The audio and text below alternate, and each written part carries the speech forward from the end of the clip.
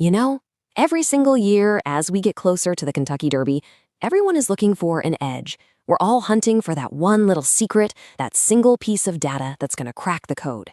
In a race as wild as the Derby, everybody wants a formula, a magic number. And for a long, long time, a lot of people thought they'd found it. And that number is 95. So what's the deal with 95?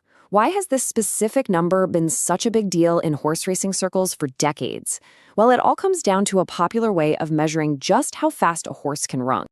That 85% he's talking about, it's tied to something called the Bayer's speed figure. It's basically a system that takes a horse's performance and boils it all down to one number. The higher the number, the faster the horse ran that day, all adjusted for the track and everything. And for years, the conventional wisdom has been pretty clear.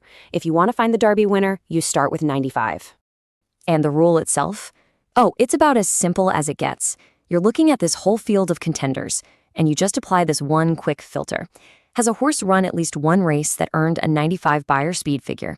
If the answer's no, you just toss him out. For years, this was the go-to first step for so many handicappers. But here's the thing about so-called golden rules, right? Sometimes they lose their shine. And lately, a few really memorable long shots have just completely ignored this rule, which forces us to ask, is this magic number really all that magical anymore? And when you look at the hard data, you can see why people are asking questions. I mean, look at 2022. Rich Strike pulls off this massive 80-1 upset, and his best Bayer was only an 84. Just a year later, Mage wins with a 94. And they're not alone. You go back and you see Country House, Mind That Bird. These aren't just little exceptions, you know? These are huge cracks in the foundation of this rule. So this brings up a much bigger question. When a tool you use for prediction starts to fail, do you blame the tool, or do you question the entire idea behind it? According to analysts, like the folks at the Horse Ranker Project, the problem with speed figures like Bayer is that they lack what's called predictive validity. They argue there just isn't a clear, consistent pattern that really links these old speed figures to a victory in the Derby. So how do we build a better way to think about this? Well, to do that, we actually have to borrow a couple of tools from a totally different world, the world of statistics and even medical testing. This is going to help us not only evaluate the 95 rule, but also put it head-to-head with other ideas, like the final fraction theory. Okay, so in clinical research, scientists use what they call inclusion criteria to figure out who belongs in a study. Think of the 95 Bayer rule as exactly that. It's an inclusion criterion for the population of potential Derby winners. But the Horse Ranker Project suggests a different one, and it's based on that final fraction theory, that a horse needs to have run a final furlong under 13 seconds or a final 3/8 under 38 seconds. They're both just different screening tests trying to do the same job. Now, any test you run, any rule you use, can be measured in two really important ways. The first is sensitivity. This is all about how good your test is at finding the thing you're actually looking for. For us, a true positive is a horse that goes on to win the Kentucky Derby. So the question is, how good is the 95 rule at catching the eventual winner in its net? And on the flip side of that coin, you've got specificity. This measures how good the test is at correctly filtering out all the stuff you're not looking for. In our case, a true negative is a horse that does not win the Derby. So how good is our 95 rule at getting rid of all the horses that really don't stand a chance? And here's the catch. It's the crucial point of all of this. You almost never get perfect sensitivity and perfect specificity at the same time. You just can't. If you try to make one better, the other one almost always gets worse. It is a fundamental, unavoidable trade-off. Let's break that down because it's super important. A test with high sensitivity is designed to catch every possible winner, even if that means you accidentally include a few that won't win. It tries to avoid false negatives. Think of Rich Strike. He's a classic false negative. The rule told you to ignore him, but he won.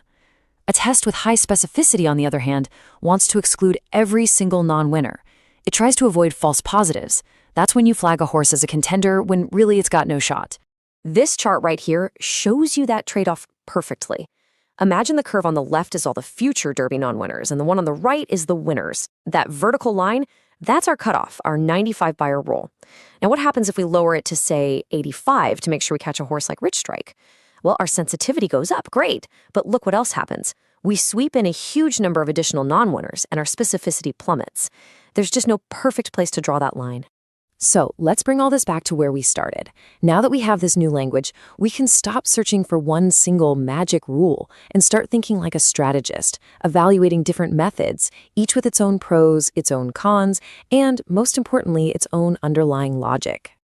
If we look at the 95 buyer rule as a test, we see it has high sensitivity.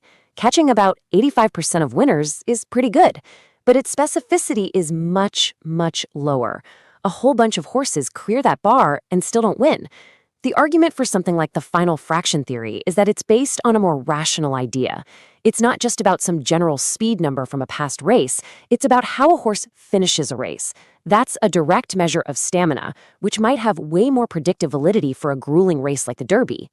So the biggest thing to take away from all of this is simple. There are no magic numbers. Any simple cutoff, whether it's a 95 buyer or something else, is just a diagnostic test with that built-in trade-off. The real skill isn't just finding a rule to follow, it's understanding its limits and really questioning the logic behind it. And maybe, just maybe, a test that's based on a more direct, rational connection to what it takes to win, like finishing speed, is a smarter tool in the long run.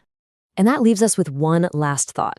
We all do this, right? In investing, in sports, in our careers, we all rely on these little rules of thumb. So what are the magic numbers that you rely on?